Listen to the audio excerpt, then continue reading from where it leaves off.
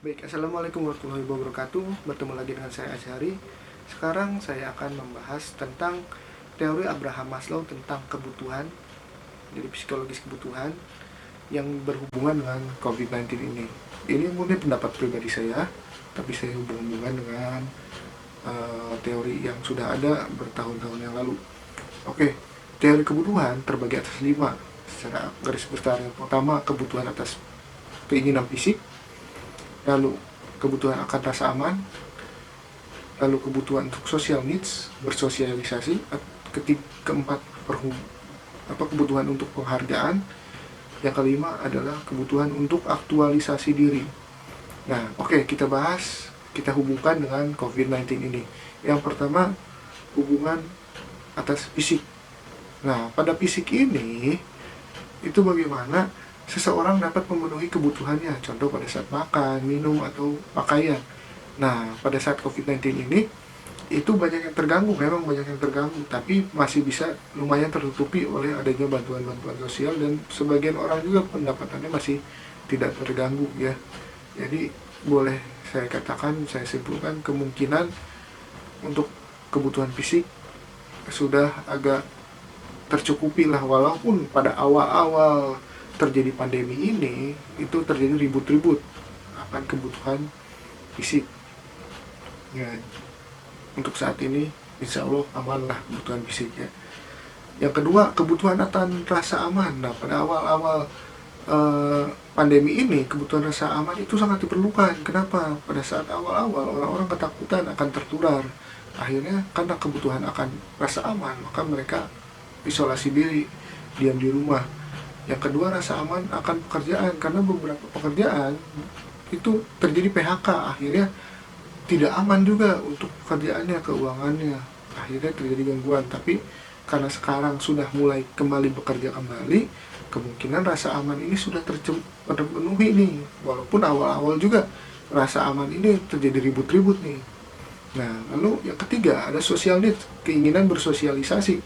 Sebenarnya beberapa daerah itu, terutama yang di bagian daerah itu, sosial itu tidak terlalu terjadi gangguan karena mereka malah diam di rumah, malah isolasi diri bersama keluarga. Tapi saya dengar-dengar sih ada daerah yang tingkat kelahirannya meningkat, ada daerah yang tingkat perceraiannya meningkat. Itu perlu diteliti lagi ya. Nah, lalu pada sosial need ini agak sedikit tertutupi oleh adanya media sosial, video call, video conference, sehingga walaupun lebaran tidak pulang ke rumah, walaupun esensi dari silaturahmi itu berkurang, tapi ya ibaratnya tercukupilah untuk awal-awal mungkin terganggu, untuk akhir-akhir ini tercukupilah untuk kegiatan bersosialisasi, apalagi sekarang sudah mulai masuk kerja lagi. Nah, yang jadi masalah adalah yang keempat dan kelima ini, soal penghargaan. Pada saat pandemi ini, semua lampu panggung tertuju kepada tenaga medis dan sekitarnya. Semua lampu menyorot mereka. Otomatis beberapa pekerjaan di luar tenaga medis dan penunjangnya itu agak redup cahayanya. Hingga apa? Hingga penghargaan yang biasa mereka dapatkan pada saat non pandemi, di luar pandemi, itu berkurang atau hilang sama sekali penghargaannya. Nah, itu yang jadi masalah saat ini. Nah, cara mengkompensasinya, jadi apabila ada masalah otomatis ada solusi. Ada solusi, sebelum ada solusi biasanya ada kompensasi. Nah, kompensasinya yang terjadi ada dua yang saya lihat ini akhir-akhir ini. Yang pertama, aktualisasikan diri atau menonjolkan diri dengan stand out, dengan ikut membantu. Jadi seperti artis-artis banyak yang membantu korban, banyak yang memberikan sumbangan, sehingga secara penghargaan, secara aktualisasi diri mereka tetap terjaga. Masih ada, ini loh saya ikut membantu dalam pandemi ini, saya masih stand out untuk pandemi ini. Contoh, lalu influencer, motivator, dan pengusaha lainnya dan pekerjaan lainnya yang ikut membantu untuk meringankan beban saudara-saudaranya dan meringankan beban pemerintah serta tenaga medis. Nah, itu bagus sekali.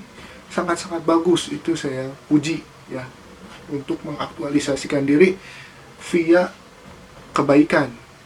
Nah, yang kedua, ini yang jadi masalah, adalah mengaktualisasikan diri, berusaha untuk menyangkal kenyataan bahwa sedang terjadi pandemi dengan memberikan atau memberitakan berita-berita buruk atau hoax,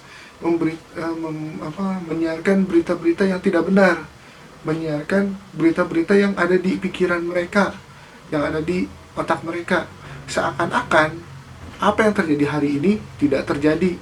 Sehingga apa? Sehingga mereka berusaha bahwa ayolah, lampu tetaplah menyorot kepada saya, itu jangan sampai menyorot kepada salah satu profesi saja, saya juga harus disorot gitu ibaratnya. Jadi aktualisasi dirinya, berusaha untuk menarik ke non pandemi lagi, sehingga mereka bisa ibaratnya kembali eksis kembali.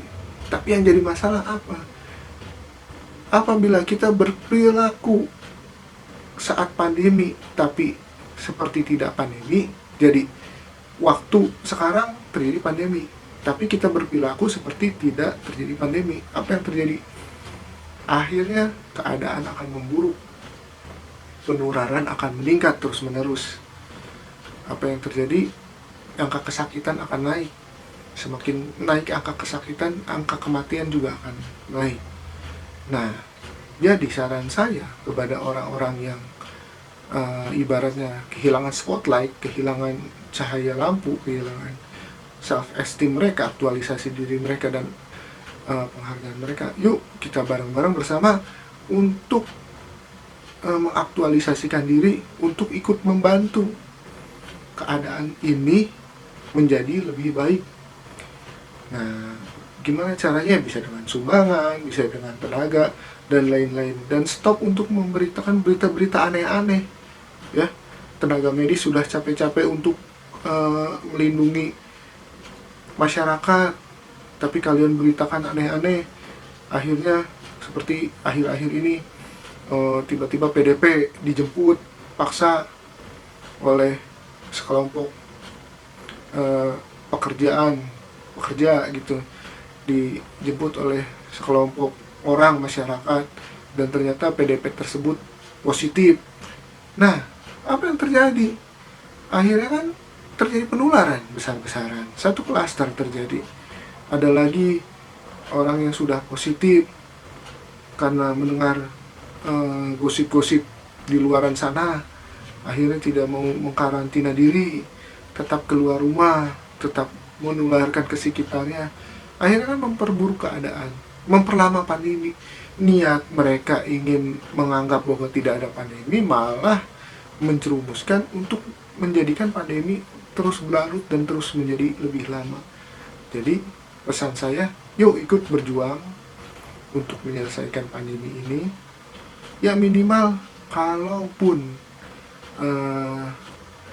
tidak dapat berjuang bersama, tidak dapat menyumbangkan sebagian hartanya, atau tidak bisa mengulurkan sedikit tangannya, minimal diam dan stay safe lah ibaratnya.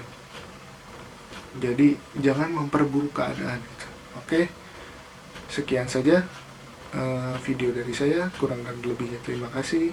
Bila ada kesalahan dari saya sendiri, kebenaran dari Allah Subhanahu wa Ta'ala. Wassalamualaikum warahmatullahi wabarakatuh.